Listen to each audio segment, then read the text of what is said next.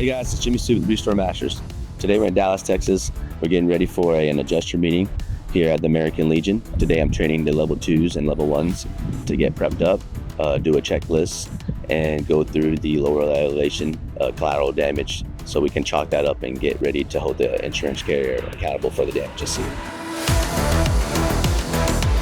Hey guys, one of the most important things is when you get on top after doing your lower elevation evaluation is find a starting point, and the goal is to get a nice overview. You can start with the southwest corner of the building and get each 4 corners and get a nice overview of all the roof accessories, HVACs and items that are needed actually to be put onto the line items.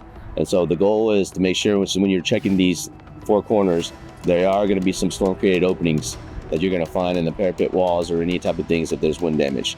So that's very important as you're looking for that. Typically, once we get on the roof, I like to look at a lot of the collateral damage as first, any roof metals, coping, or any type of HVAC units, hail impacts into the matting. So one of the important things on a roof like this, we want to look for the storm created openings and what's causing that. And I have a rule that says where there's a bubble, there's a puncture.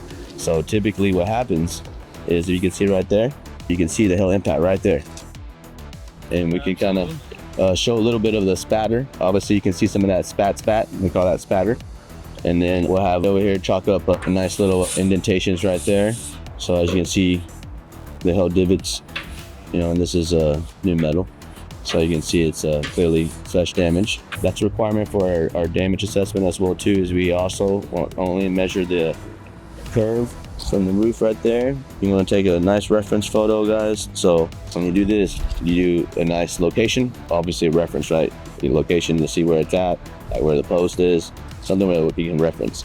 And then you want to basically do a close-up, and then also, guys, you want to measure. Okay, take a photo of that. That should be how you want to describe what your damage looks like. Shows a little bit of the spat right there, but that's a good one right there. Sometimes you'll see the hits on the fins too, but like you said, or the fans or the coils. It's very important to measure again the curves. And then the last thing we want to do is also take a picture of the back unit, and that's a requirement as well. So take a picture of that. Nice. Cool. Also, you want to go ahead and take a picture of this similar line item. As you get these different ones, you want to also, guys, come over here. What's very important is how the roof is attaching to the other property or the other building. You want to take a picture of the height as well, the parapet wall. So let's take a picture of that and stuff once you get the system back on. And then also you want to take a picture of the building attached to it, so you never know. So that way you can see the different type of roofing systems. If there's any storm created openings by the hail impacts, so as you can see on the parapet walls, you can see holes kind of like all over. We can take a picture and measure them as well.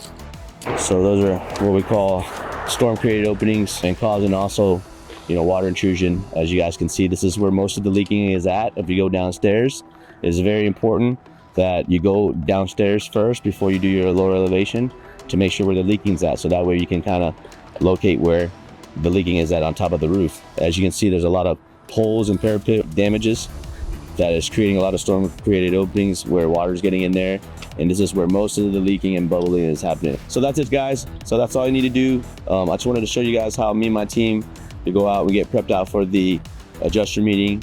We like to roll it out VIP status, like a red carpet, have it staged correctly, so that way we can have it easily walk through and let the adjuster meeting be efficient, so we can walk them through all the damages, and so you can take all the pictures and document all of that, and we make sure that we don't leave no stone unturned. All right, guys, well, I'm Jimmy Sue with RestoreMasters. We root for America.